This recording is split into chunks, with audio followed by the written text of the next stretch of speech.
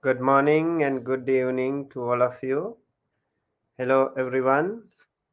Welcome to our week 16 of our special Dhamma talk series. Namo tassa bhagavato arahato samma sambuddhassa.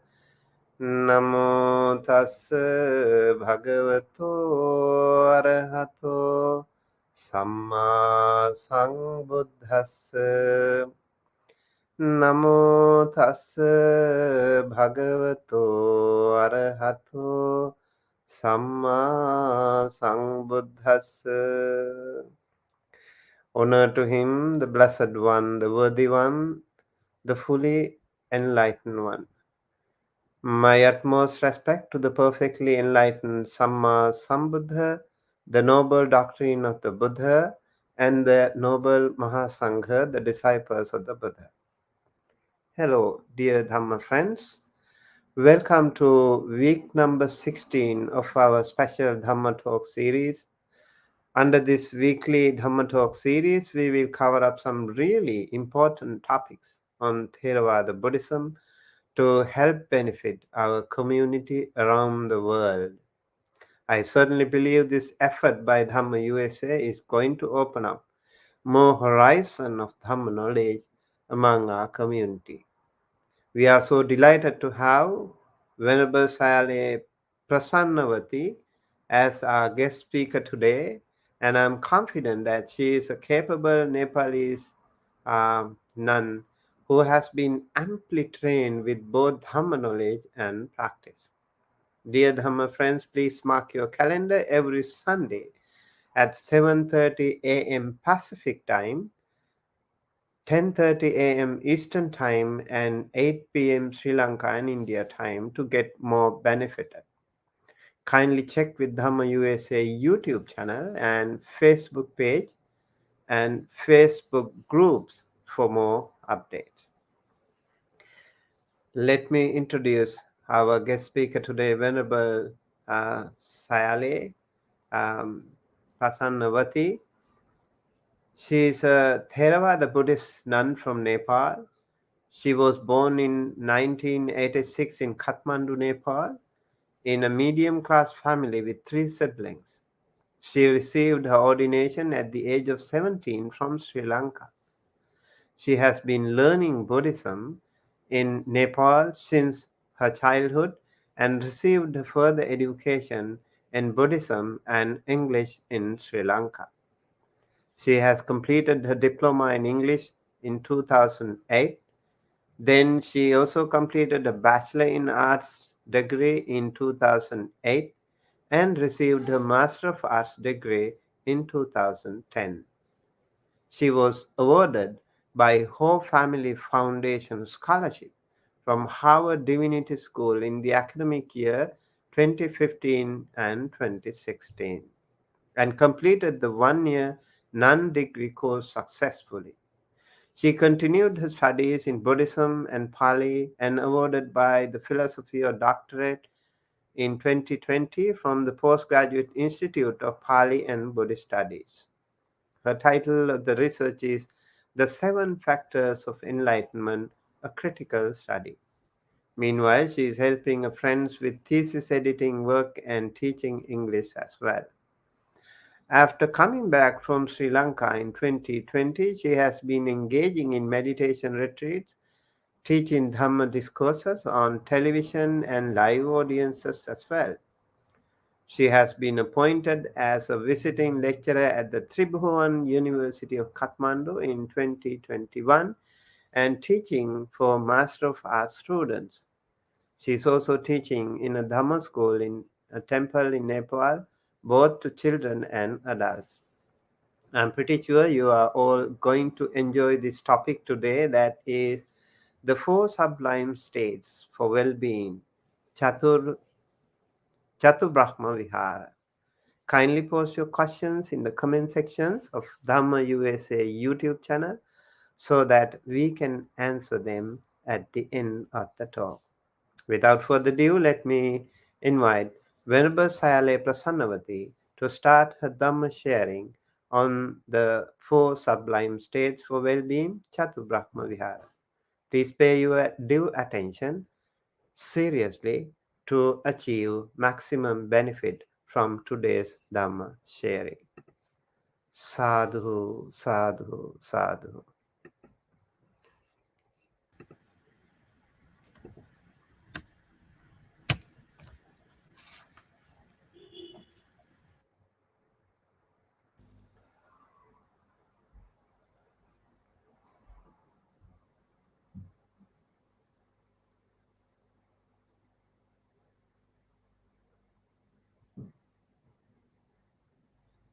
Namo tassa bhagavato arahato samma sambuddhassa. Namo tassa bhagavato arahato samma sambuddhassa. Namo tassa bhagavato arahato samma sambuddhassa. Homage to the worthy one, the blessed one, and the fully enlightened one. Dear Venerable Mahasangha, dear devotees and the friends in the Dhamma, good evening and good afternoon and good morning also.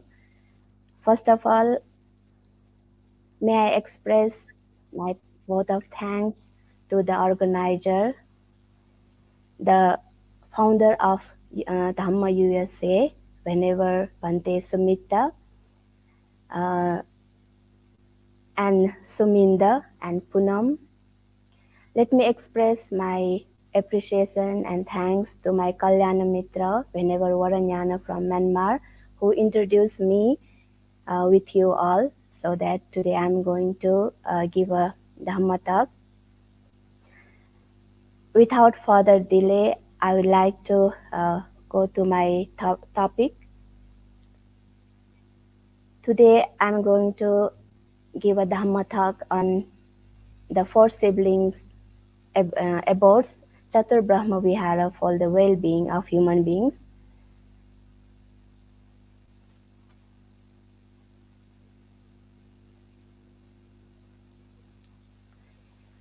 Before I would talk about the four sibling abodes, I would like to discuss about the current problems of human beings, that what they are facing on, so that I have been taken these four sublime abodes as the solving problems, or the results for the all the predicaments of the human beings. So we can see that nowadays human beings have been facing many troubles. So here, human predicaments, I have given the list of the human predicaments. Here I have listed as the individual problems, family problems, social problems, international wars, human crimes, and COVID-19 pandemic that recently happened on 2019, and natural disaster in all over the world. So here I would like to discuss one by one. So as an individual problem, I have taken as the individual anxieties and all the worries and unsatisfactoriness in anything, all the instability of the mind and worries. So all those problems are being facing by human beings. So with being with all, people also feel like lonely. So that kind of loneliness also kind of individual problems nowadays facing. So with these individual problems, there are many family problems, as lack of the mutual obligations, and lack of the illustrative joy, illustrative attitude towards each other. So like being with this all communication world, digitalized world, we feel lonely, and having the only parents in family, so the children are far from their family. So those are the family problems, and there are social problems through these family problems again. And we can see the international wars also, like a World War First and Second, how it has been damaged to this human being, so to their welfare. So those are the problems because of these international wars. And recently also we have been noticed, or we have been knowing that war between the Russian and the Ukraine war. So because of that, many people are suffered, not only in the Russia and Ukraine, but all over the world. So economic crisis, so many problems have been facing by human because of these international wars. So also talking to the problem of the human, we can see the human crimes. So many different kinds of human crimes we have been facing, and also the recently happened the COVID-19 pandemic. So because of that, we have been aware that how we have been suffered physically and mentally. So we have lost many beloved ones, and we have been suffer physically ourselves, that how we have been affected and go through this COVID-19 corona problem. So those are the problem made happened in this world, and because of that, many anxieties, depressions, and traumas are also coming to the people. So that's how people are facing these all predicaments in this current situation.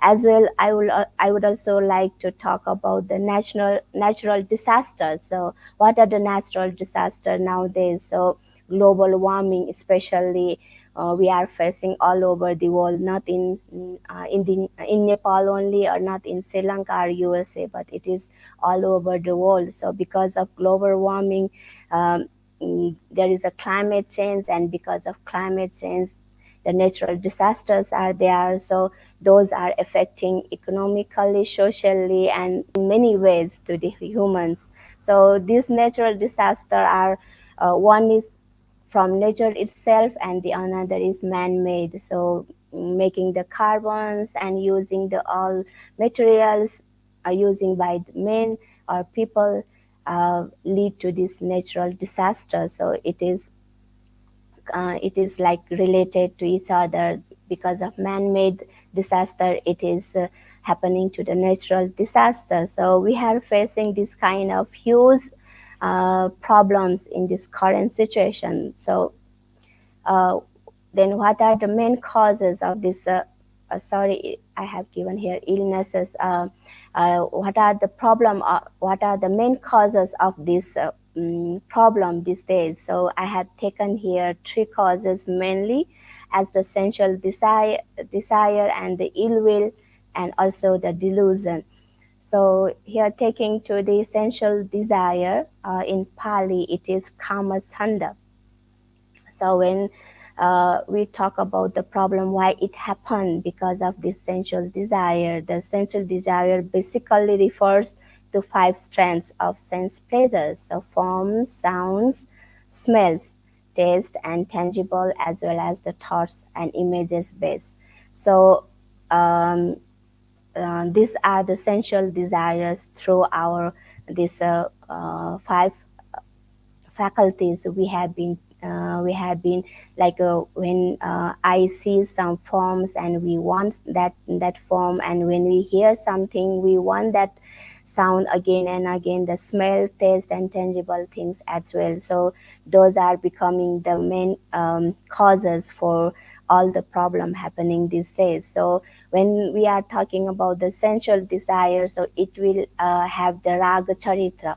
It means the greed nature. We are having a kind of greed nature person. So because of that, we want more, we like more, and because of we want more and we like more, then we are destroying these natural things also. So the kama charita, and it is the kama umada. It says in the discourses that mental disorder caused by the sensual desire. So when why the sensual desire lead to the mental disorder caused by the sensual desire, and kama raga anusaya, and there will be the latent tendency to the sensual desire that we are not recognizing sometimes. So also there is another cause like a vyapa, the ill will. The ill will vyapada can be understood as a negative mental state such as anger, hatred towards this disagreeable person or thing. So we can say this kind of negative emotions, we can say like anger and hatred towards each other these days, because we didn't get what we want or we didn't have what we wish to have. So because of this kind of negative mental stages, because of this kind of anger, we will have the problem in our families, and we will have the problem in the society, and it goes like nations and internationally. It will be the main cause of the all problems. So in this as a ill will vyapada, then it has the this kind of ill will have in the person who has the dosa charitra, so who has mostly as the dosa or the anger nature person. So dosa umma, the mental disorder caused by this hatred. So some kind of mental disorder, anxieties, traumas will be caused by this kind of hatred. So in this world now, there's more than physical. We can also see that there are many mental problems in this world. So it can be happen either because of the sensual desires, and it can be happen either or because of the hatred or the anger in us. As a latent tendency inside us, it has been preserved, so it will come as a mental disorder because of this kind of hatred. So delusion, it is not knowing the reality or the not knowing what really is. So this kind of delusions make us think that what we have been thinking is right and others thinking is wrong. So because of delusion also will create the problem. So this also become a cause. So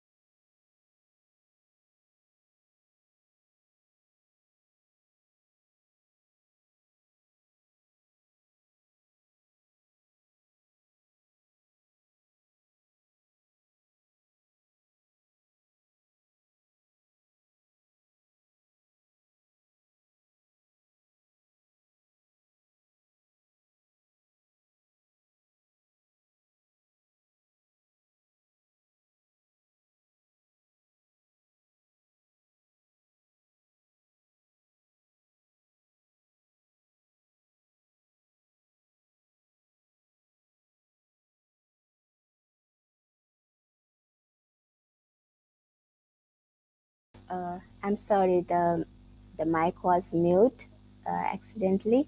I hope that now you can hear me. Sorry for the inconvenience. So these are the main three causes for. I have given here mental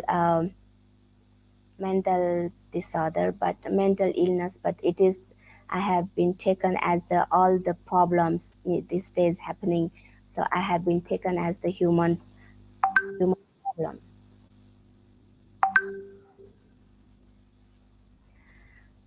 So the next I would like to discuss about the what are the solutions to reduce those problems. The solutions I would like to discuss here, the four sublime abodes, Chatu Brahma Vihara. So as a problem of individual problem and the family problem and the social problem, all these problems generally happening in this world, for those I would like to give the solution as a four sublime abodes here. So what is the four sublime abodes? I think we all mostly, if we are Buddhist, then we are familiar with this very important teachings of the Buddha. of the Buddha. So four sublime abodes, Chatur Brahma Vihara in Pali, as known as the Brahma Vihara. So these four sublime abodes are known as the Brahma Vihara. This term may be rendered by excellence, lofty, or sublime states of mind of Brahma, who dwells with these qualities. So in the Buddhist scriptures, we believe that these four sublime abodes are known as the Brahma Vihara because the God Brahma who live with these four qualities, that's why it is also called Chatu Brahma Vihara. So four Brahma Viharas. And we also have been saying that in Buddhism, parents are also called the Brahma, as they also possesses these four qualities. So our parents who has these four qualities also called Brahma because they have these four qualities. So Brahma itself has the four qualities, these four qualities, and our parents also have possessed with these four qualities. That's why our parents also called Brahma. And the four sublime abodes are Metta, Karuna, Mudita, and Upekkha. So Metta here translated as the loving kindness, and Karuna, compassion, Mudita, sympathetic, joy, Upekkha, it is equanimity. So here as a solution, I would like to give details about the Metta, Karuna, Mudita, Upekkha one by one. And these four sublime abodes also consider as the four immeasurable appamanya, because in their perfection and their true nature, they should not be narrowed by any limitations as to the range of beings towards whom they are extended. So in Sangiti Sutra, it has been said that the four sublime abodes also consider as the appamanya, the immeasurable or the limitless, because these four sublimes cannot be narrowed by any limitation. So it is like a universal. So that's why it is the immeasurable. So I would like to talk about the metta first. So why metta can be the solution for our problems of social problems, individual problems, and all the problems. So how metta can help us to come over these all problems. So metta as a loving kindness. Metta literally means friendliness and signifies the state of friend, or mittassa bhavo metta. So who has the friendliness, it is called the metta. So that is brotherly affection, friendly feelings, or unconditional love, free from lustful attachment, benevolence, fellowship, and non-violence. So through this meaning, we can understand that what really metta is. So to have the metta, we should have the friendliness towards everyone, actually, because metta is not only for our beloved person or to the person we are close to or we are associated, but it can dedicate to all over the world, or all humans, or all the creatures, all living beings, actually. So where there is a metta, so there will be the friendliness, and when there is a friendliness, there will be the harmony. So in that way, we can understand that how this metta the friendliness can lead to the social harmony. And further, we will say that the Pali commentaries define metta as the strong wish for the welfare and happiness of others, parahita parasukha kamana. So how commentaries has defined metta as a strong feeling, so a strong wish, actually, for the welfare and happiness of others. It is not only the surface feeling for may they be okay, may they be fine, as we have been saying, if something happened to the others, but that is not really metta. So for the metta, it should have come from the heart, actually. So true metta is devoid of self-interest. It evokes within a warm-hearted feeling of fellowship, sympathy, and love, which grows boundless with practice and overcomes all social, religious, racial, political, and economic barriers, Metta is indeed a universal, unselfish, and all-embracing love. So here Buddha Rakkhita have quoted from what he has wrote from in his book. So true metta, devoid of self-interest, as I have mentioned that if there is a true metta, so it only should not go to our beloved person. It is not saying that this is my mother, so I will give the metta to her. It is my friend, she is my friend, so I would just send metta to her. It is devoid of self-interest. So it is unpartial actually, impartial actually. So it is also evokes within a warm-hearted feeling of fellowship, sympathy, and love. So as I have also said above, that it is the boundless, it is limitless practice and overcomes all social religious. That's how when there is a metta, where there is a metta, so there will not have the any limitations or the practice of these social, religious, racial, political, and economic barriers. So metta is indeed a universal. That's why it becomes the universal, and there is no selfishness, and it is only all about the embracing love to all. So when metta has the when you see the characteristic through the abhidharmic way, so when we think about the characteristic of this metta, so metta has the characteristic of the promotion of goodwill actually, lakhana in Pali. So where there is a metta, so it should have the characteristic of the goodwill actually. So thinking of a good thing of others, functioning for the good of others is its essence or property. So we can see that how the metta works, how the metta functions. So it functions as for the good of others. There is no bad thing, there is no negative thing for the others. So always it depends on the good feelings, good willings of for the others. So its manifestation or effect is the filling of the heart with loving kindness and the removal of hatred, aversion or ill will. So how it manifests? It manifests with filling the heart with loving kindness. So removal of hatred. So where there is loving kindness, there will not be hatred, aversion or ill will. So when we send metta to someone, there should not have any hatred, there should not have any ill will towards her or him. The proximate cause of metta is the tendency to see the good side of things and beings and never see the false actually. So how we can have the metta? If we do not have metta and we cannot have loving kindness towards someone, so how can we generate the metta? So to generate or have the cause of the metta, we will see the good thing in others.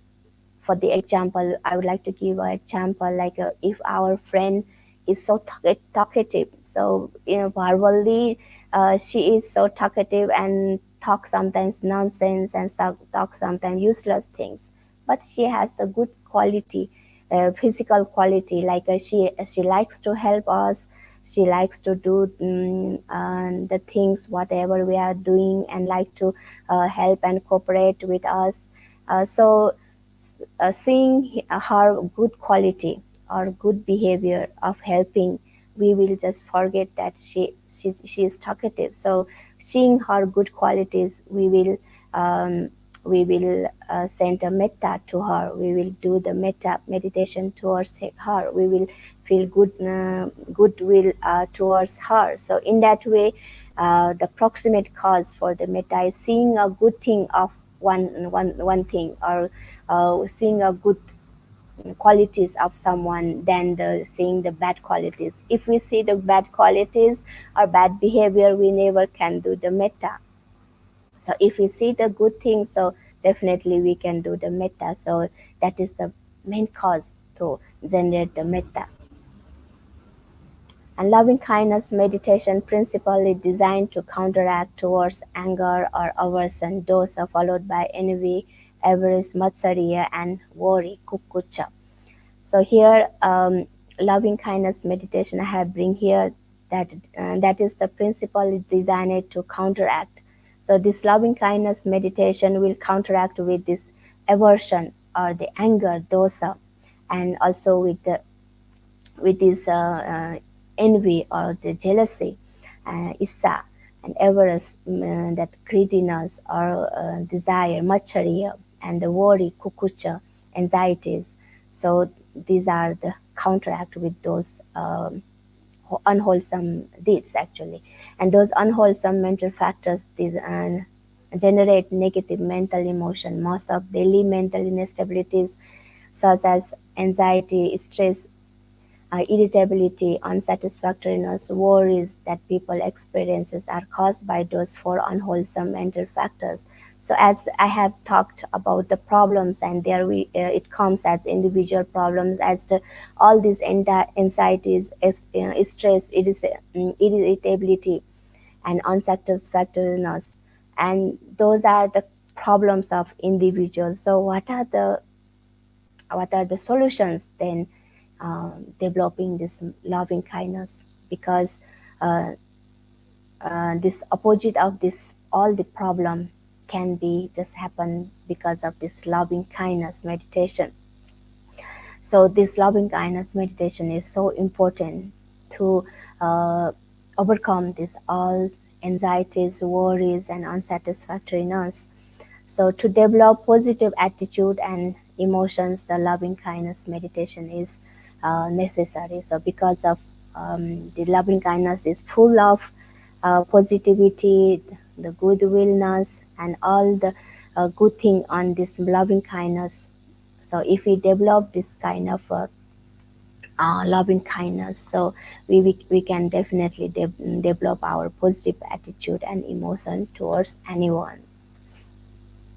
Metta is the protective and immensely patient attitude of a mother who forbears all difficulties for the sake of her child and ever protects it despite its misbehavior. So we can just see that how mother has forbears all the difficulties of her only one child. So Metta is also a protective and immensely patient attitude as a mother. So and comparing others with oneself, wishing for welfare and well-being of them is also metta. So here I have brought here that comparing oneself, how can we just send the metta towards all that as I want the happiness in this world, as I want to be the success person, and as I want the all peace in myself, so all the others also want the same thing.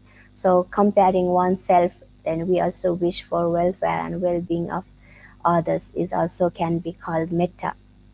So therefore metta is incompatible to the qualities of hatred and anger, as I have mentioned earlier, so that it is the antidote to the anger and hatred. So if there is a metta, there will not be any anger or hatred. So once we can live with this metta in our family, so there will not be anger with our parents, there will not anger or the hatred towards our children or towards our social society members, neighbors. So cultivating this metta is very, very important. So here the second I would like to talk, and talking about this metta. So I also like to say that where there is a metta, so there is the positive vibes, and also the metta itself is the tenderness towards others and tenderness towards oneself. Actually, metta is so important to cultivate towards others and itself, to oneself also. The self-love, self-metta also so important, because if we have metta towards oneself, only we can send the metta towards others. So at the end of the day, or at the end of the life, what is really matters in our life is just peaceful life, the whatever we have done in this world. Because without metta, then our mind is just thinking of others, bad behaviors, bad qualities. So we will not have peace in ourselves, and we will not have the harmonious life, and we will not have the happy life actually. So I have taken the stanza from Dhammapada, that Akkochimangaudim. I think this is very familiar stanza, that when we think about others, like when he abused me, he beat me, he defeated me, he robbed me. So when we think, keep thinking of those things, those thoughts, so hatred is never calm. So when we stop those thinking, then hatred will be calm. So there will not be hatred. So that's how the metta also works. So when we develop and cultivate our metta towards oneself and towards others, so those kind of thought will be replaced by the metta actually. So the cultivating metta is like we thoughts with the love, what we have been tossing with fear, and we toss with these qualities, so that we are manifested with the all these qualities. So here the second one is about the compassion. Compassion, and it's karuna, rendered in English as compassion, means the emotion of the heart, anukampa, that is conducive to the removal of the pain or suffering of others. It is kindness extended to others, furthering their happiness, protecting them from affliction. So when it comes to the karuna, it is the compassion towards others, seeing their pain, that we have the thought of suffering of in oneself, that oh, they are suffering, so how may I help them? So that kind of thought is compassion. So it is one of the great qualities and attainments of the Buddha actually. That's how he has been called as Mahakaro Nikonato. So because he has Mahakaruna, the great compassion, it is uncomparable from the ordinary beings actually, because it is great compassion towards other beings. So every morning Buddha wake up and see the world, that whether who is the person who needs my help, who is the person is suffering.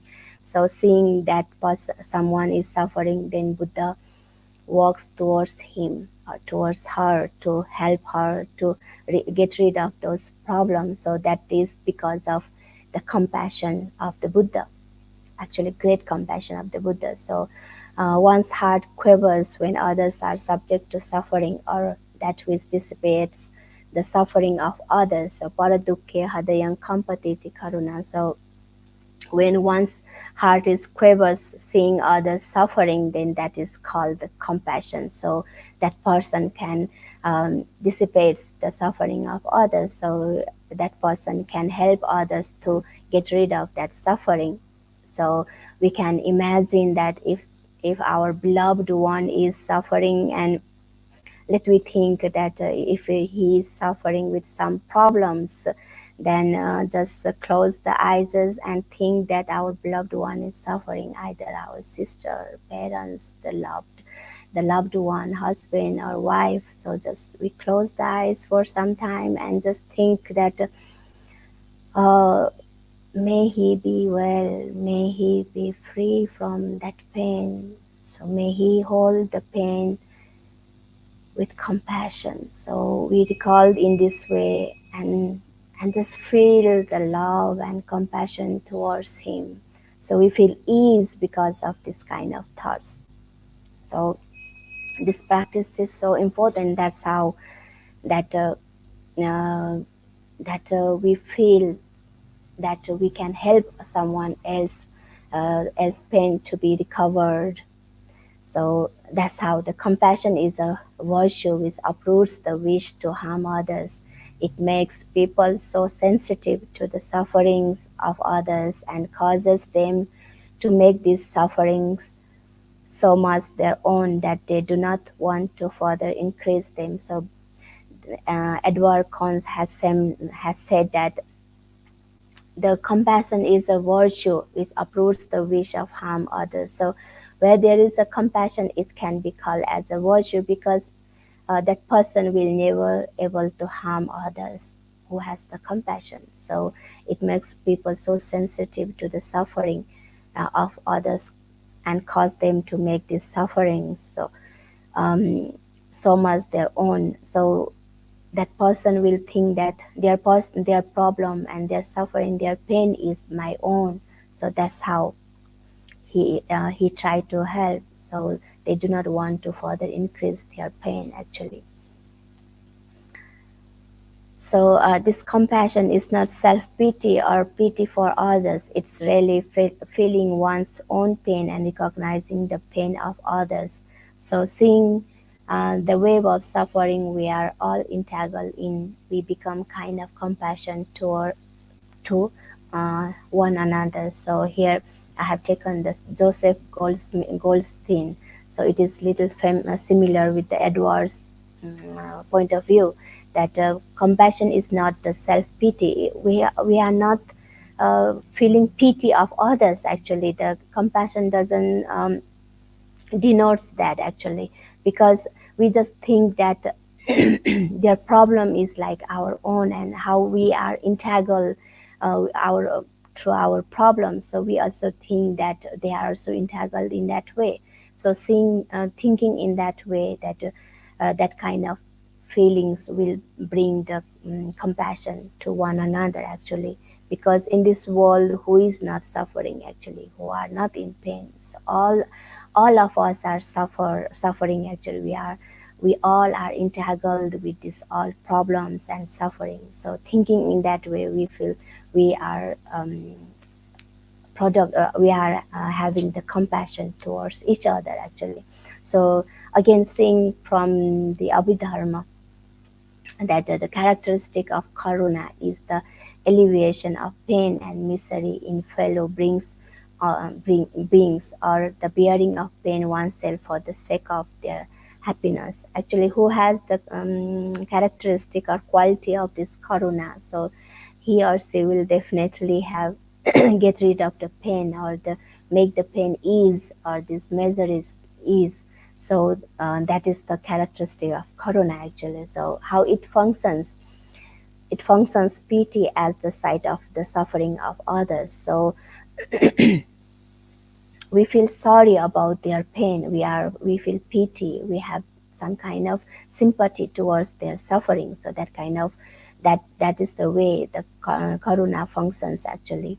The manifestation is peace and harmless thought, refraining from injury. So how it manifests as a peace and harmless thought, we think of peace and harmless thought towards them, and we thought to refrain from those pain.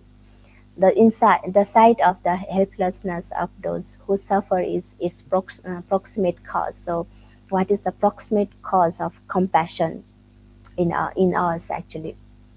So that is the helplessness of the others actually.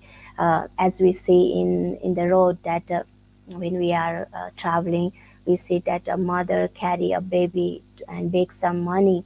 So we will not think in negative way, or we will not see as, oh, she's so young and why she doesn't work, or she has a baby, she can just keep baby somewhere and work. So we may not think in that way, but better we think that, oh, how helpless she is. So because of those helplessness, she is begging. So thinking in that way, so we will generate karuna towards someone.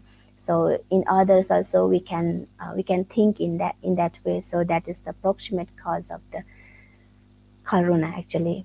So this kind of karuna also karuna towards others especially help the society as a better place, better, as I have mentioned, that the problem of the society these days is we have lack of mature obligations towards each other. So there is not a altruistic attitude actually, to helping each other attitude. So those are so much lacking in the society. But if we have cultivated the compassion towards each other, then there will be the harmonious society, of course. So when you talk about the mudita, Mudita can be translated as sympathetic joy, and which implies rejoicing at the happiness, good fortune, and prosperity of others. So, mudita is also very important in this four sublime abodes because it is the sympathetic joy, seeing someone's good fortune and someone's happiness and prosperity. So, in Nyanomoli's translation of Visuddhimagga, he uses gladness for the mudita, and further he just have said that this gladness is always used in the sense of gladness at the other's success actually. So where there is a mudita or the sympathetic joy, so we can easily be happy of others' success, either our siblings or either our brothers or our friends or our relatives, so we can easily be happy.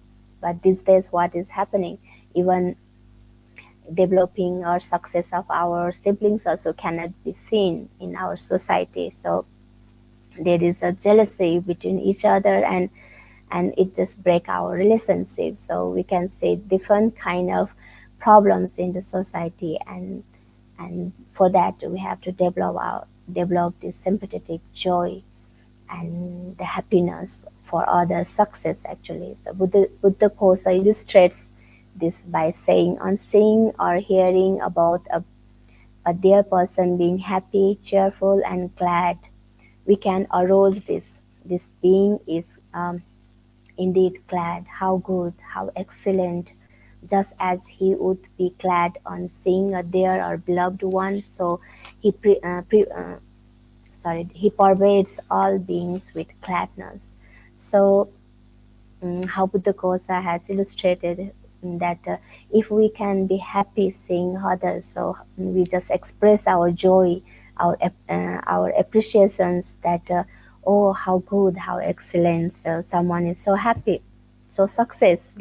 So when we develop this kind of qualities, so we just pervades all beings with gladness actually. So this is also very important qualities of mudita. And if one cannot appreciate other success, possibly feels jealous of them.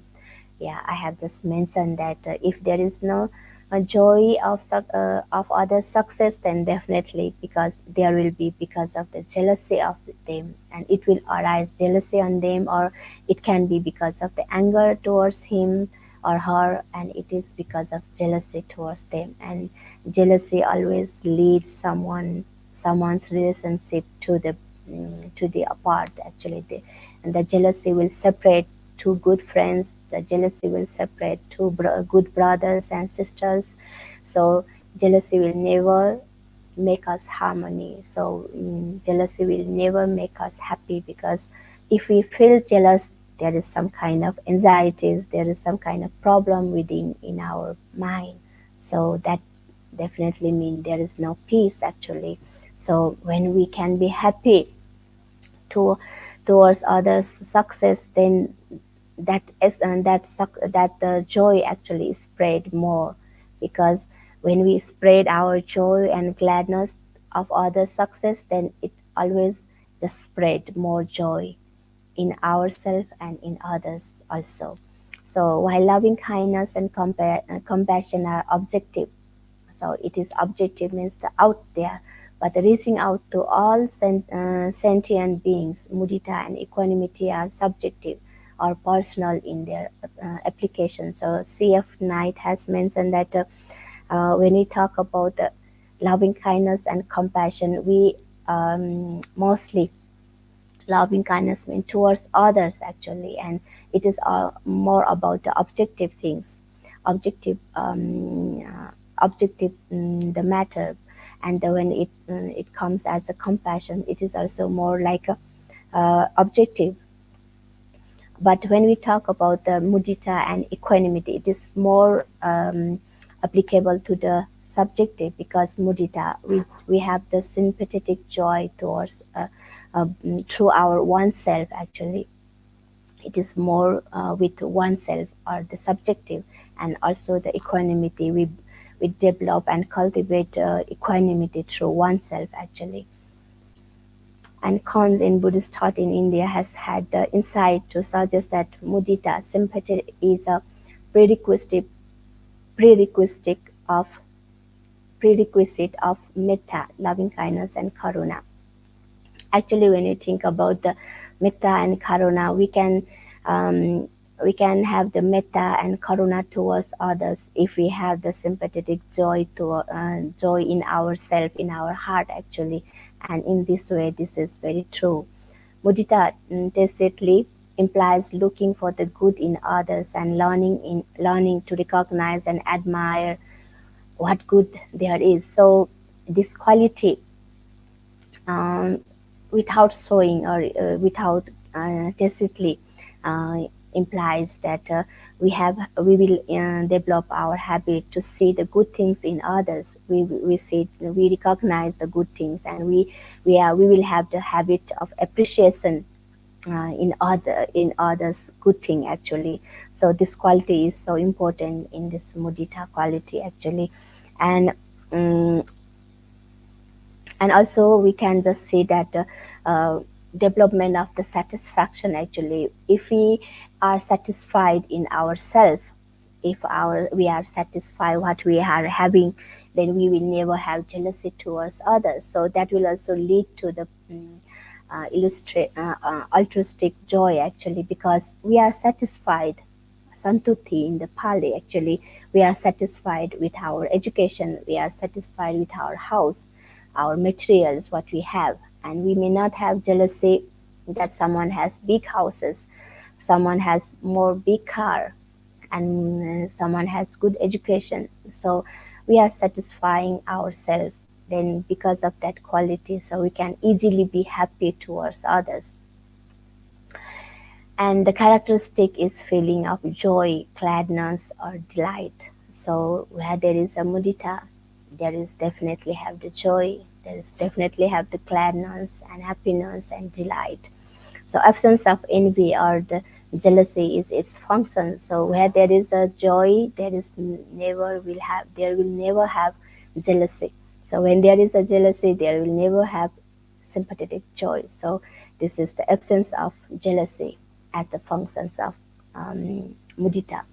Its manifestation is the destruction of dislike. So when we are happy to others, means there is no dislike actually, there is no anger, there is no hatred, there is just happiness.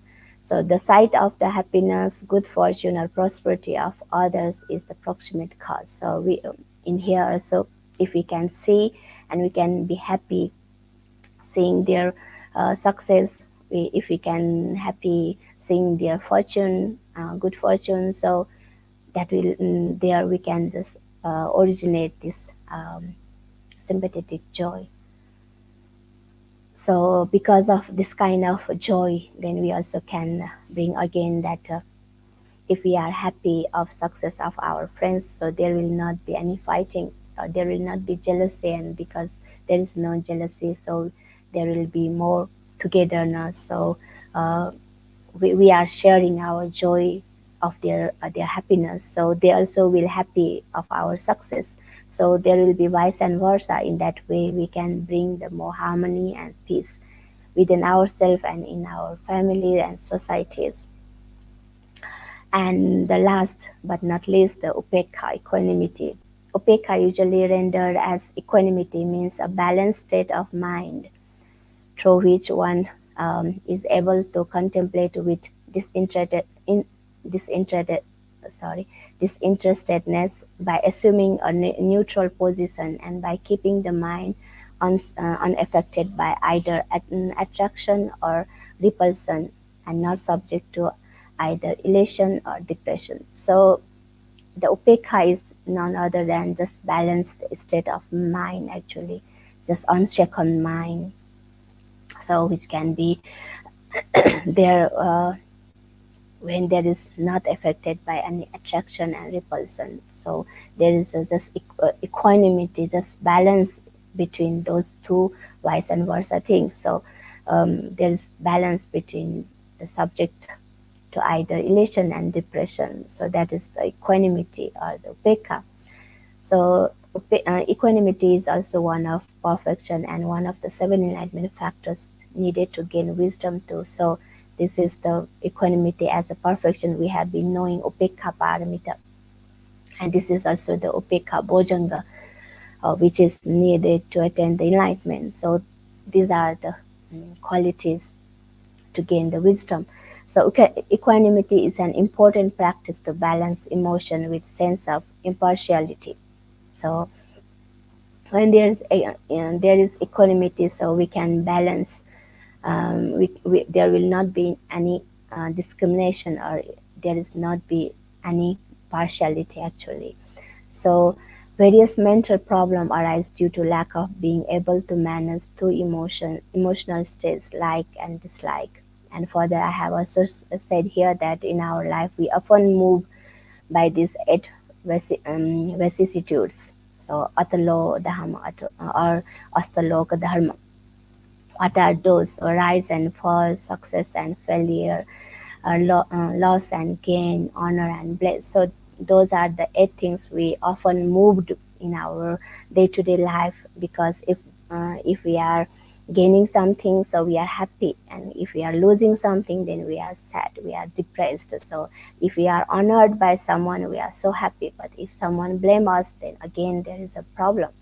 So those are the problems we have been facing, and we feel how our heart respond to all this with happiness, sorrow. So when there is a rising of the world of the things, then we are happy. So when there is a falling again, so it creates a sorrow. So in that way, delight and despair, disappointment and satisfactoriness and hope and fears are there.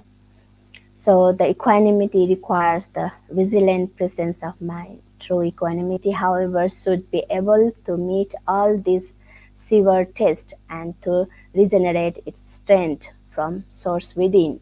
It will possess this power of resistance and self-renewal only if it is rooted in insight. So balancing the mind and the stability of the mind is not easy actually. So we need the vigilant presence of mind. So whenever we work, so we have to work as a, we are just giving the presence of mind there. So that's how the equanimity, the true equanimity will be there. So those all problems, then all the tests, we have to just overcome and regenerate its strength from our own sources within ourselves. It is not outside other things. So it will also possesses that because of it will also possess that this power of resistance and self-renewal of oneself, if it is rooted in insight. So there is need the wiseness, or there is the insight is needed there to have the balance of the mind actually. So the first insight I have I given here the two insight to keep our mind balanced or stable. The first insight is that understanding that the various experiences we undergo, as I have mentioned here, there mentioned already, that those all the fame and the blames. So all these problems, are all the ups and downs, undergo result from our own karma actually. So our actions in thought, word, and deed performed in this life and in earlier lives, it is our own heritage. So it is our relatives born from it, and it is our refuge. So kamma saka, kamma dayado, kamma bandhu, kamma yoni, kamma patisarana. Yang kammang karisami kalyanang wa papakang wa tasadayado bhavisati. So we should have our own insight that all the problems, all the experiences we undergo in our day-to-day life, it is our own karma actually. It is our own actions. So it is our own relatives, and it is generated by ourselves, and it is also our refugee, to take the karma as our refugee, that whatever we have done in our past life, it brings in this life, and this life we have to do the good things. So in that way, karma can be patisarana, or the refugee. So whatever we have been doing the good thing or bad thing. So that will be our karma. That will be our own heritage. So that's why we may want to do the good thing and then may not want to do the bad thing. So whenever the problems comes and whenever the problem occurs, so it is happen because of our own karma. So we may want to do the good karma in our day-to-day life, and if something happen to the others, so in that way we can balance our mind, that we are not be too happy when there is good things come to us, and we may not want to be too sad thinking that something bad thing happened to us. So in that way karma is so important to balance our mind. So the second insight on which equanimity should be based is the Buddha's teaching on no self actually. So this non-self or the anatta is also so important as the second insight to make our mind balanced. So this doctrine shows that in the ultimate sense actions, so I have been said that this doctrine shows that in the ultimate sense actions are not performed or not done by any self, or its results not affected by any self too, because there is no self. When there is no self, there will not be this is mine and this is my own, so this is me. So there will not happen in that way. So the having the concept of mind or self is then that is only the delusion. Because of that delusion, then we will be suffering and hinders the equanimity actually. For example, if our neighbors are neighbor's son is ill, then we feel that, oh, what happened? Why he is sick? Maybe he has eaten something bad food or poison food, or maybe um, he has been gone in the rain, so that's how he gets sick. So we just give advice that, oh, you may go to doctor, you may drink this and that. But when our own son gets sick, oh Buddha, what happened to my son? Why he is suffering? So we feel so sad that thinking that this is mine, this is my son. So because of that delusion of me and mine, then we suffer. So because of that delusion, so the um, it hinders the equanimity. So we cannot develop in any equanimity there, because we have been hindered by this me and mine. So when we say that, oh, if we think that I am blamed, then the equanimity is second there. So there is no equanimity. So when it is said, my work has been down, my work has been problem, so there is also the problem in equanimity. So we don't have equanimity. So when we say this is my work, this is when we said I am blamed, I have been someone blamed me, then when there is I and my, then there will not be equanimity. So to establish on second equanimity, then we have to get rid of this thought of me and mine. So when we can get rid of this kind of me and mine thoughts, then there will be equanimity. So that's why the doctrine of non-self brings the stability of the mind. So that's how it is so important. And the another thing is that when there is there is no me and mine, then we can just think that for how can anything we realize to be foreign or non-self may cause us anxieties due to the hatred, greed, because we don't have attached, or we don't have think that there is something, this is mine, this is foreign, or this is others. So there is no self there. Then how can we be suffered, or how can we be there will be the cause of anxieties, because that is the foreign things, that is not mine, not me. So the teaching of non-self will lead us to the perfect equanimity in that way. So when we talk about the characteristic, I hope I have a little more time. So I'm about to coming to the end. So when it is the Upekha, when we talk about upekha, so it has the characteristic of impartiality. So when there is equanimity, so there is no distinguishes, so there is no uh, partiality. So there will be only have the impartiality. So regarding all beings equally in its essence or function. So what is the function of equanimity is regarding all the beings are equal. They are not separated. They are not distinguished. So they are equally regarded. So the suppression of both aversion and attachment is its manifestation. So when where there is equanimity, there will not have aversion or there will not have attachment. So it is the balancing the thing. Its proximate cause is perception of the inheritance of one's karma, as I am the owner of my karma, the inheritor of my karma. So whether I create good or bad karma, I shall be the inheritor of that karma. So when we can think about our karma, and it is our own karma and it is our inheritor, then we may not do the bad thing or we may not be repent of our bad karma or whatever happened to us. So in that way, the proximate cause of the upekha.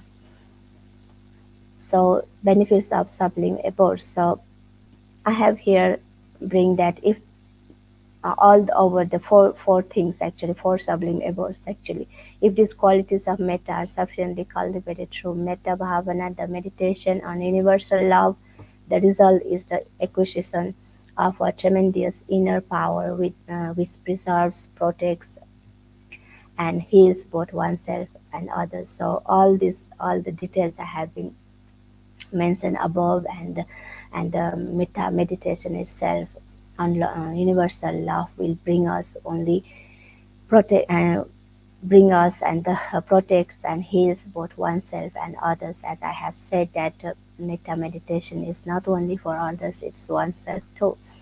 So here I have brought the mentioned here the one stanza, very familiar stanza, that nahi verena verani sammanti the kudasanang averena sa sammanti esa dhammo sanantano. So the Dhammapada Gatha, that never hatred never ceases through hatred in this world, through love or non-hatred alone they cease. So this is an eternal law.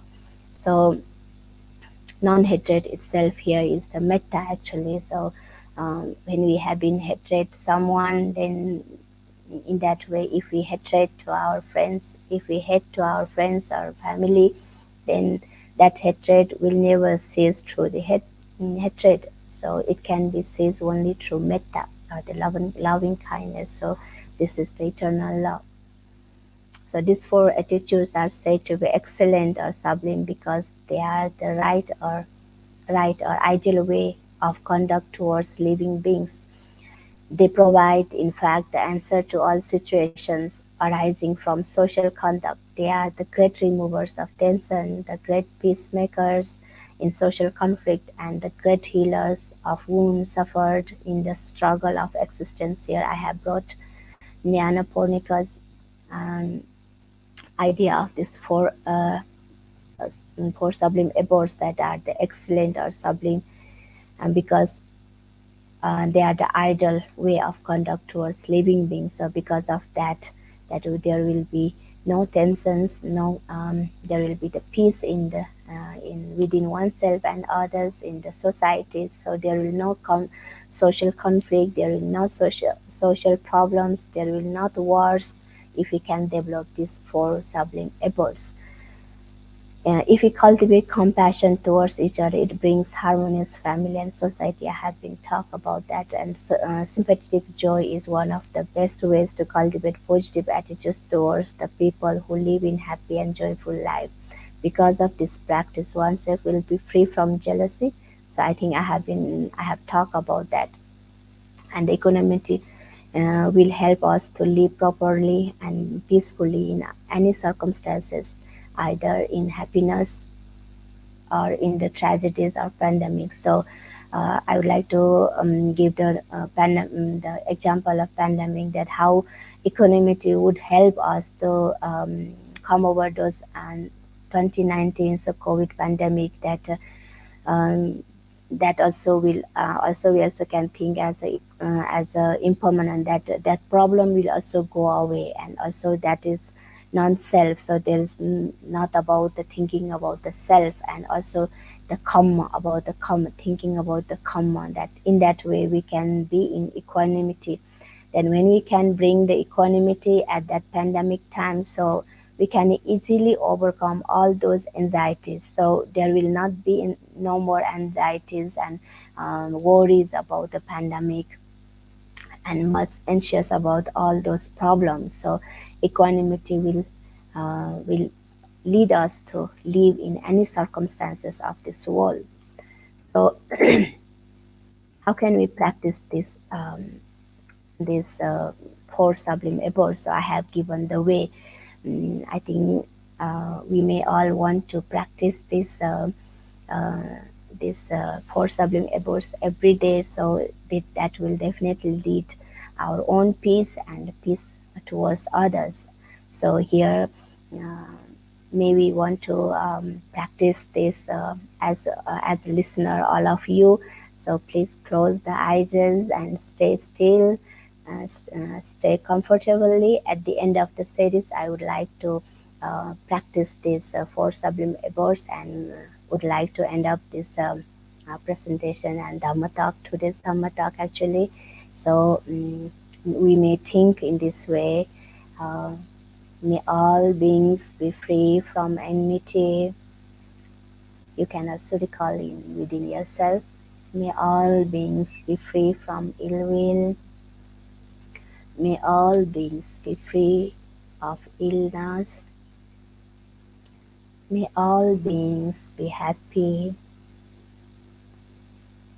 Sabbe satta avera huntu.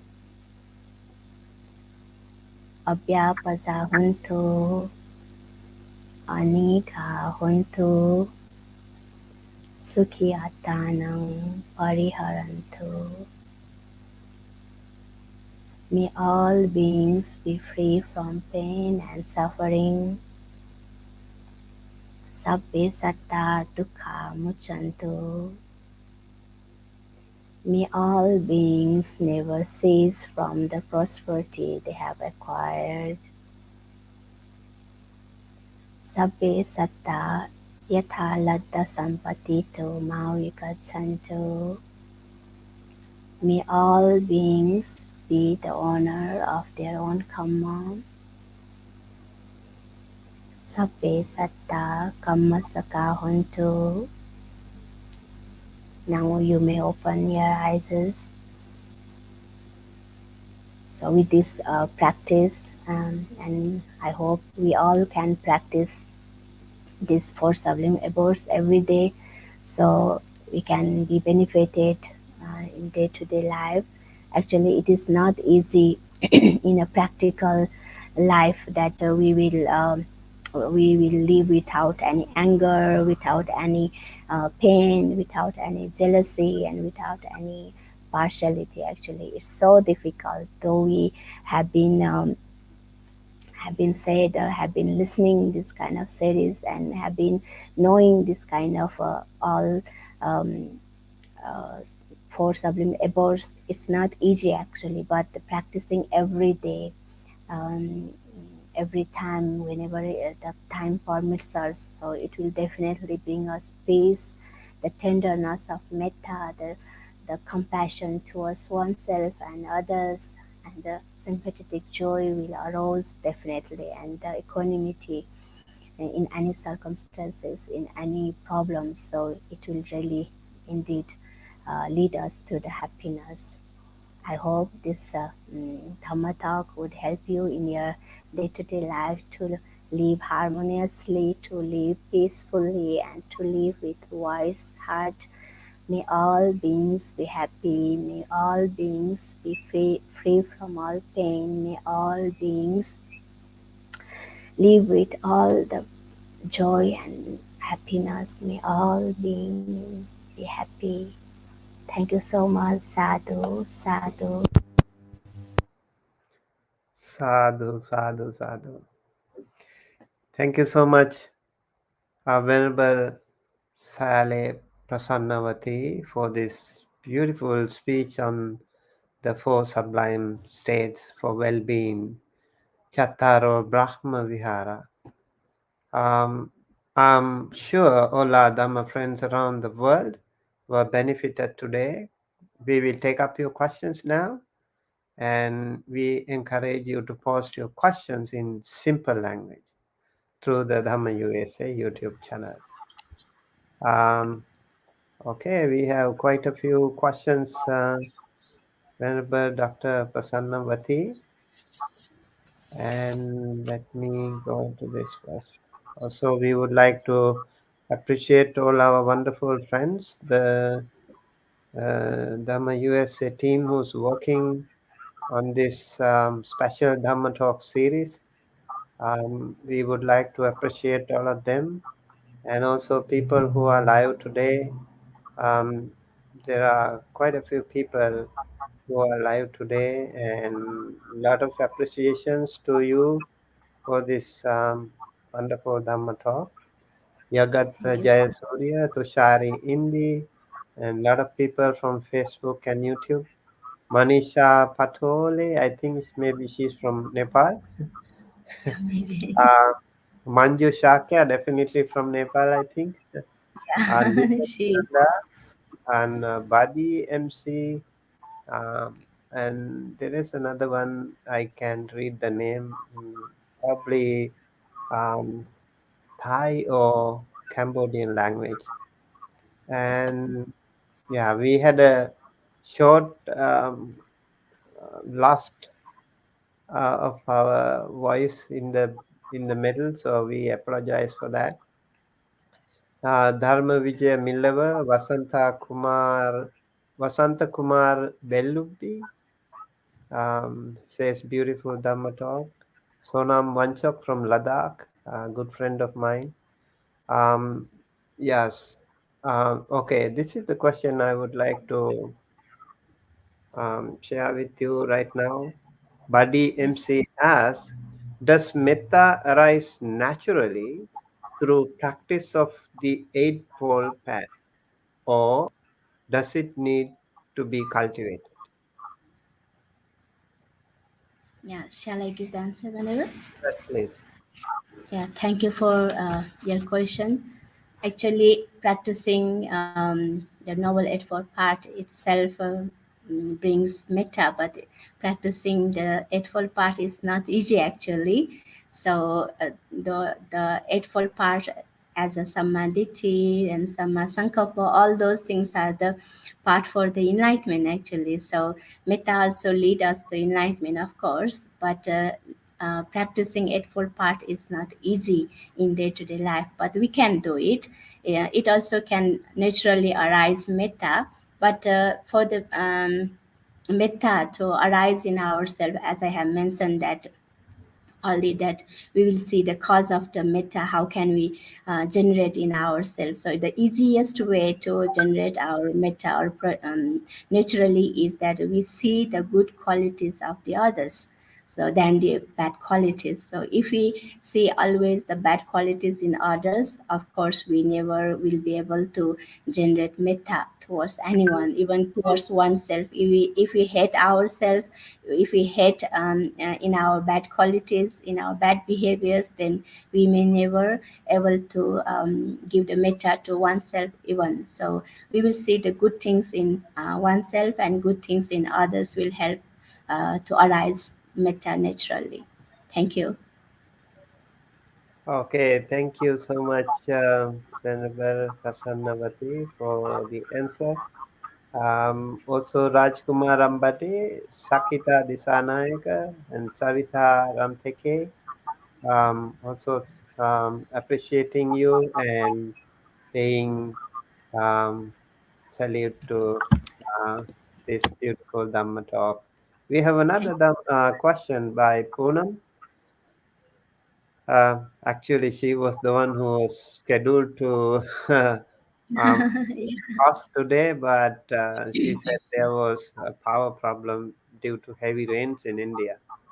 So the question is, Okay, thanks for the wonderful discourse. How can we do meditation on these sublime abodes? Sadhu, sadhu, sadhu. Yes, thank you, Ponamsud. Actually, to generate the metta, as we have practiced at the end of this series, that we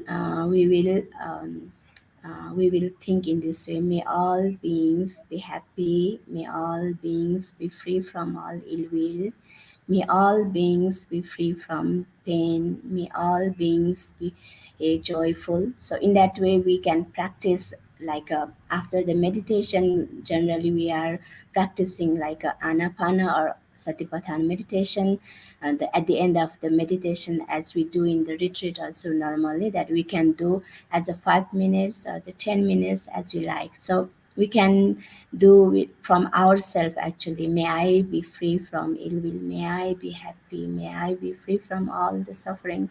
So in that way, first we will do the metta towards oneself, then the near ones, dear ones, then slowly it can cultivate it to the others, all living beings, and to the person who are not loved one or the enemies, also we can give the metta.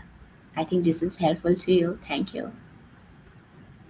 Yeah, I think, yeah, you're right. We have so many ways to practice loving kindness meditation, metta, karuna, mudita, and upekka.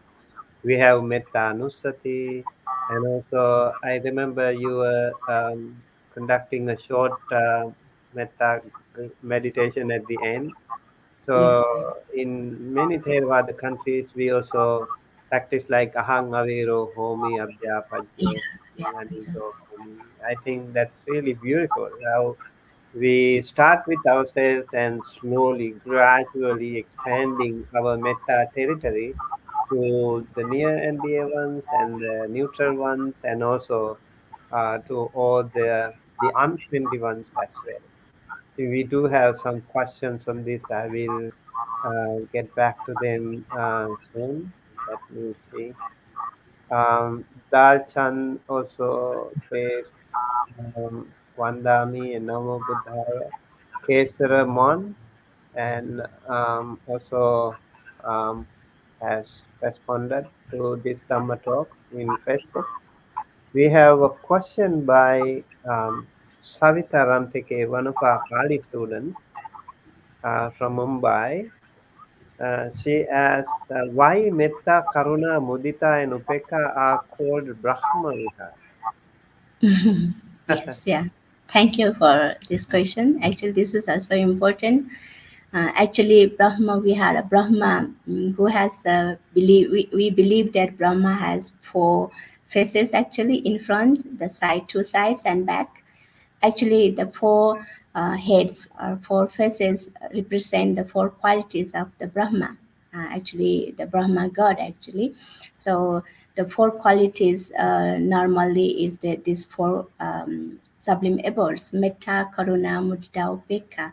So Brahma, the God, has these four faces, means representing the four qualities. He is lives. Bihara means dwells or lives with these four qualities. That's how he is.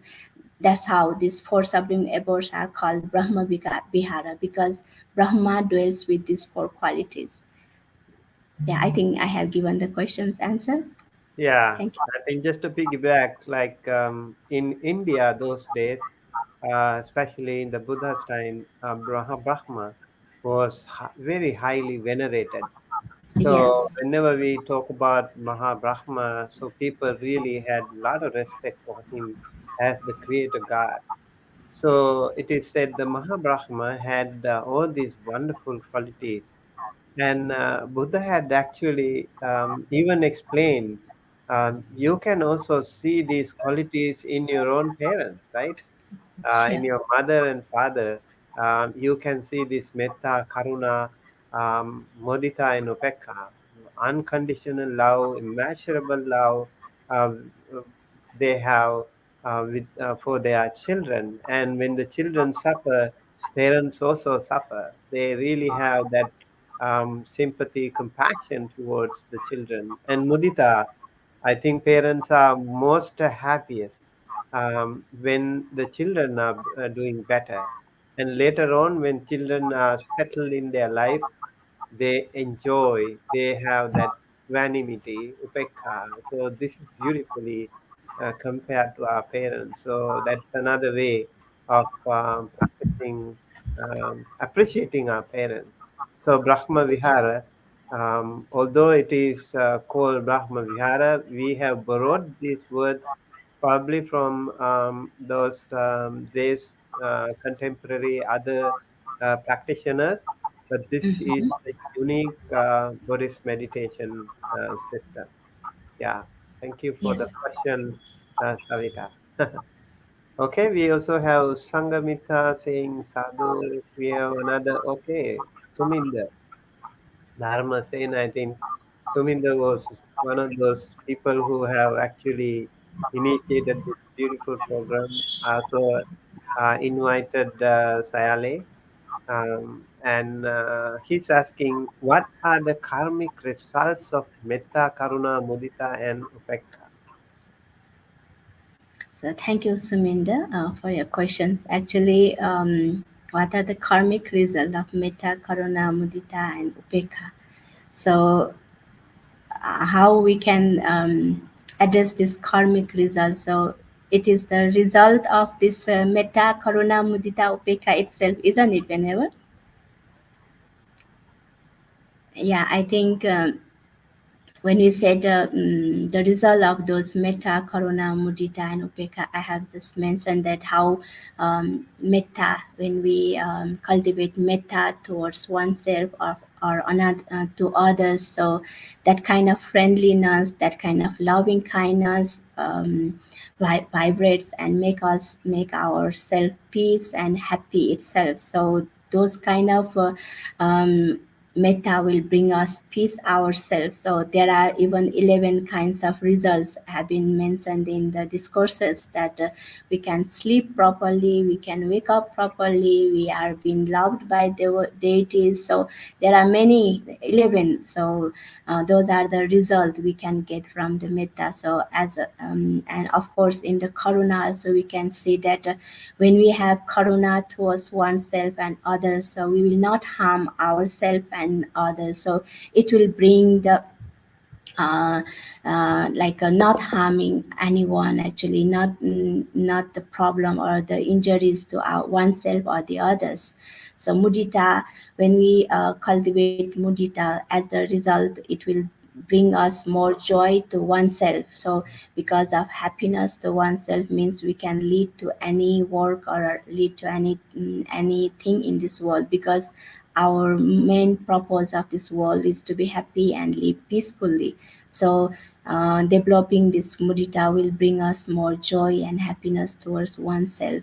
And upekha, and because of this practice of upekha, so when there is no attachment and no hatred to anyone, or any condition or any circumstances, so that means we are in equanimity, in peace state. So that will definitely bring us the result of peace and happiness.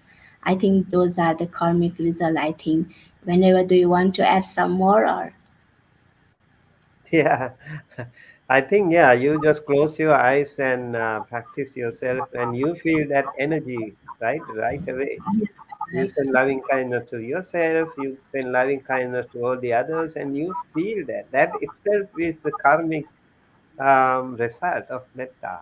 And not only metta, yes, karuna. When somebody is suffering, you help that person. That person will send you the loving kindness back and gratitude. That's amazing. And most difficult thing I think is mudita, because feel, people Yes. feel jealous of others when they succeed better. Yeah, So even within friends also, it is so difficult to yes, bring yes. that kind of.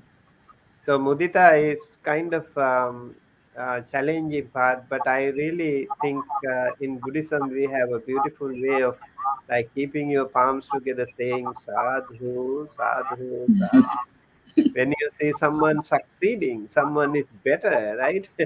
Mhm. So it really helps. We need Yes. to appreciate when the other people are doing better.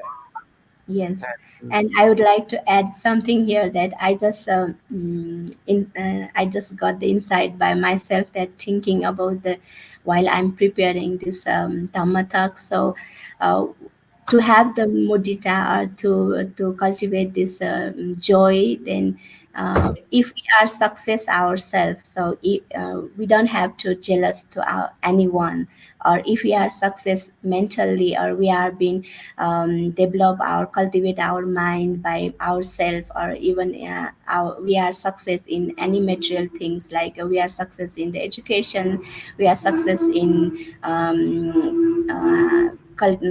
getting the money, or we have enough money to live our life. So that will also lead us not jealous to anyone. Also, I have mentioned in Dharma said is that if we are satisfied in what we have, also we can easily cultivate this mudita, or the sympathetic joy actually.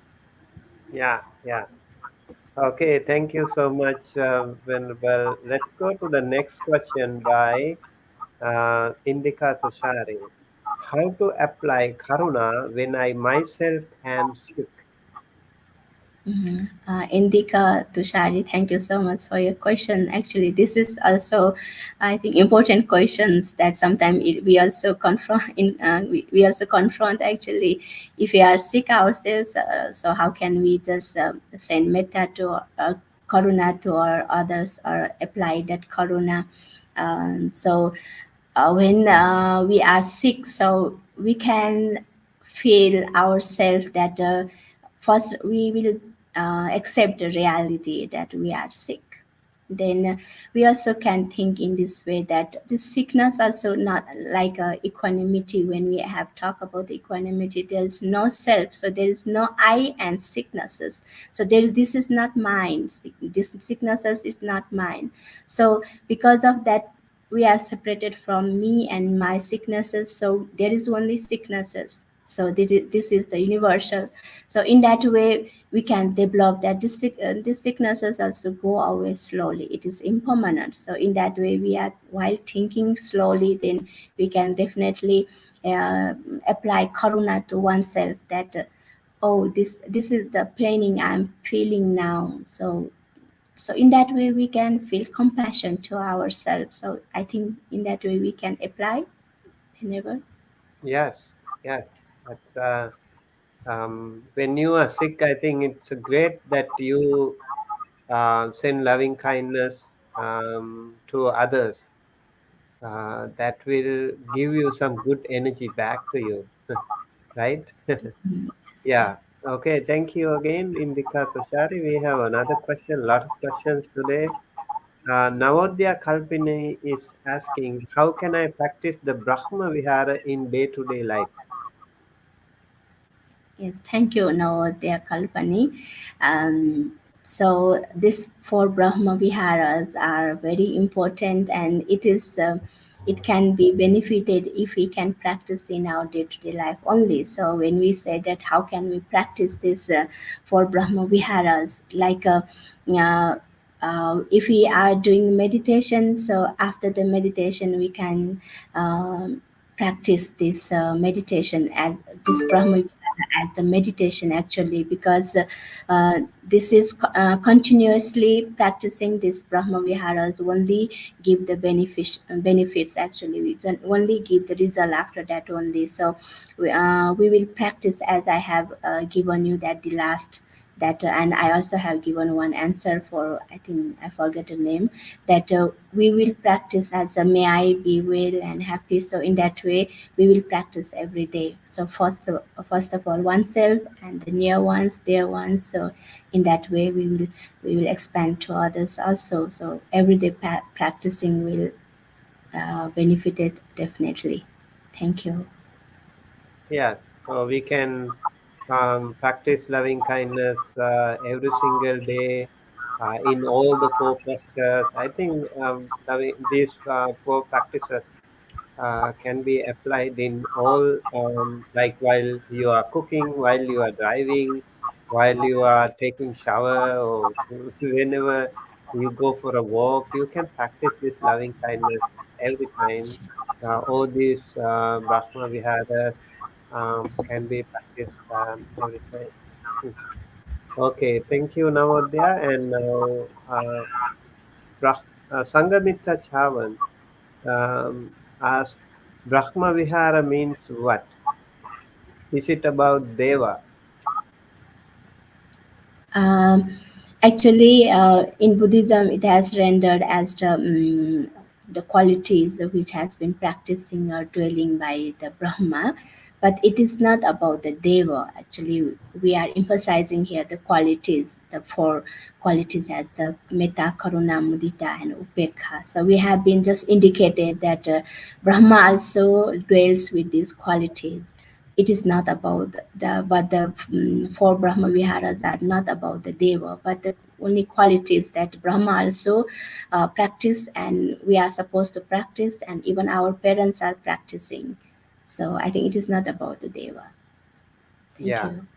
I think we also you also explained it before about how this is applied Yes. when it was initially we borrowed the term from the contemporary other religious practitioners, Brahma. Brahma also means noble, Yes. so yeah, noble conduct.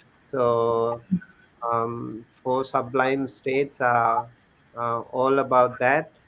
Sometimes people are a little bit concerned. Maybe some neo-Buddhists they are a little concerned. Why do Yes. we use, why do we borrow these words from other?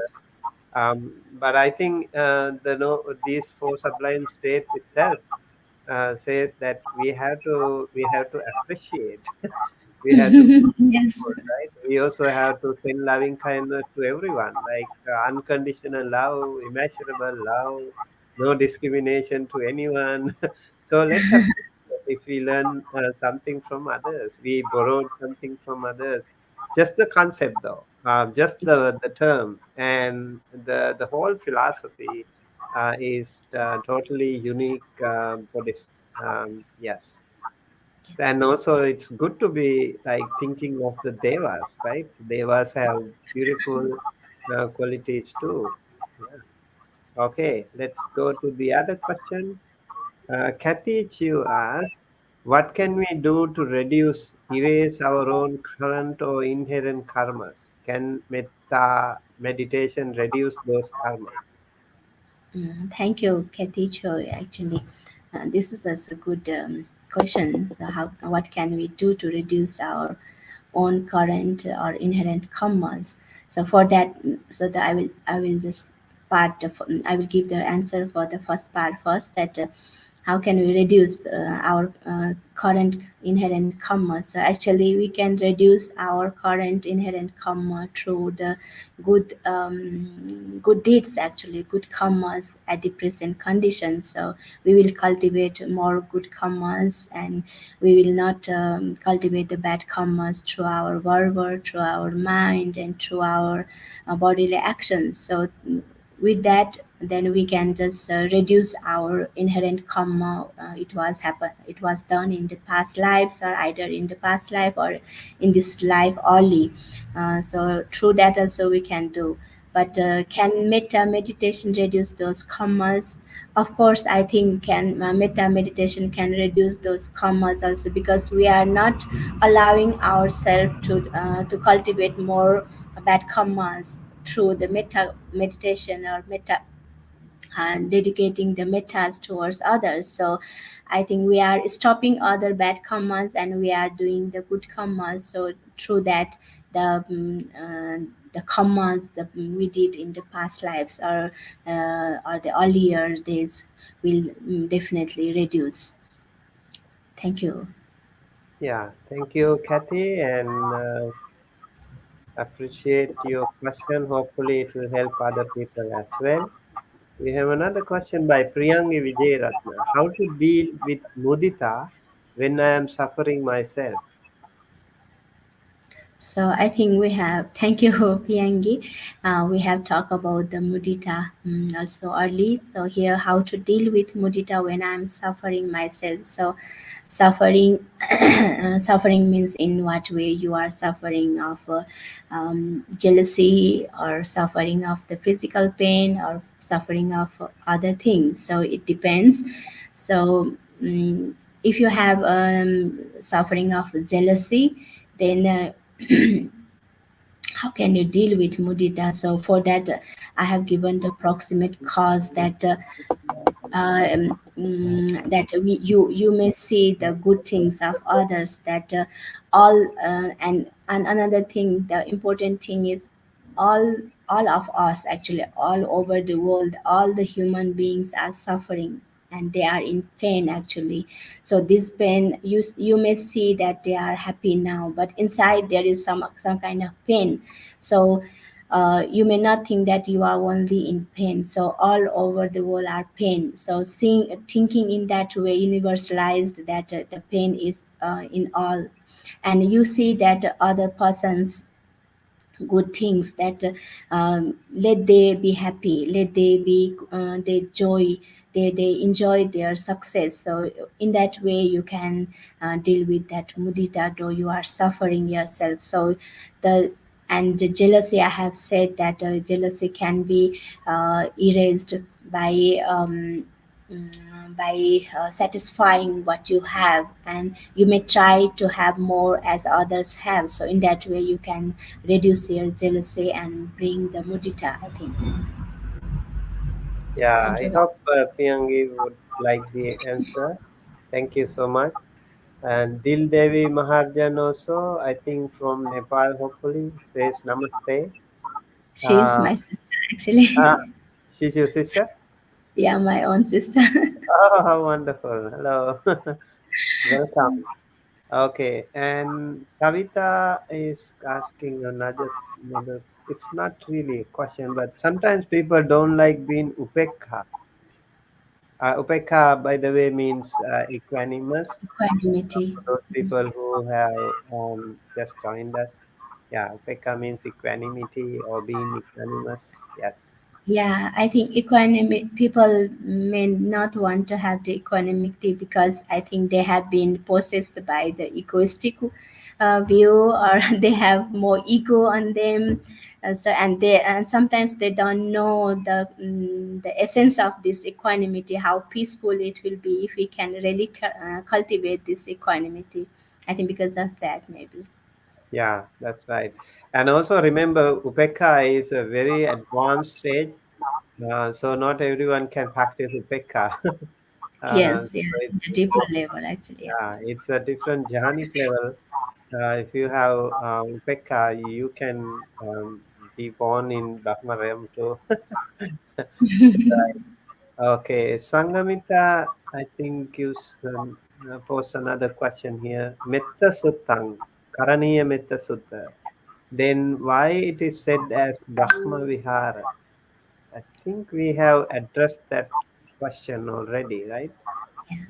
I think, and then Metta Sutta is the sutta with the stanzas, I think, and it is called Brahma Vihara because that is the one quality of Brahma Vihara. So I think there's not new thing. Yeah. So just be noble by applying those beautiful noble qualities in you. So you can also become a Brahman. And yes, and also be respectful to your parents because they already have those Brahma Vihara Yes, qualities. true. But then you can expand that territory from being a person who is possessed with these Brahma Vihara qualities to your own children and then send it to others as well, like Yes, other children, other other true. parents, yeah, everyone else in the society, like all the people in your country, all the people in your community, all the people in your family. It's little bit easier, right? But when it comes to out of that, it is challenging. So we need Yeah. to practice that. You need to keep doing it. start with yourself and send loving kindness to all. And I hope this wonderful Dhamma talk today was very helpful. Thank you again, Venerable Dr. Prasannawati. We would like to hear from you again in future. And Thank you so much, again, whenever, for yeah, your opportunity. I'm honored and privileged for this opportunity whenever. yeah. Jane McVeigh have also says sadhu, and we would like to hopefully uh, continue with Venerable Prasannavati in future as well. With that, we conclude today's Dhamma sharing, and we look forward to meeting you with more insightful Dhamma sharings in the coming weeks. Let's keep our palms together close to our hearts and pay respect to Venerable Sayale Dr. Prasannavati with three sadhus. Sadhu, sadhu, sadhu. May you always be well, happy, and healthy, dear Venerable. Let's also Yes, sir. pray, keep our palms together close to our hearts and pray that by the power of the all the dana sila bhavana activities that we have all performed during our lifetime and during our whole course of samsara become one united path and may it be shared with all the celestial beings.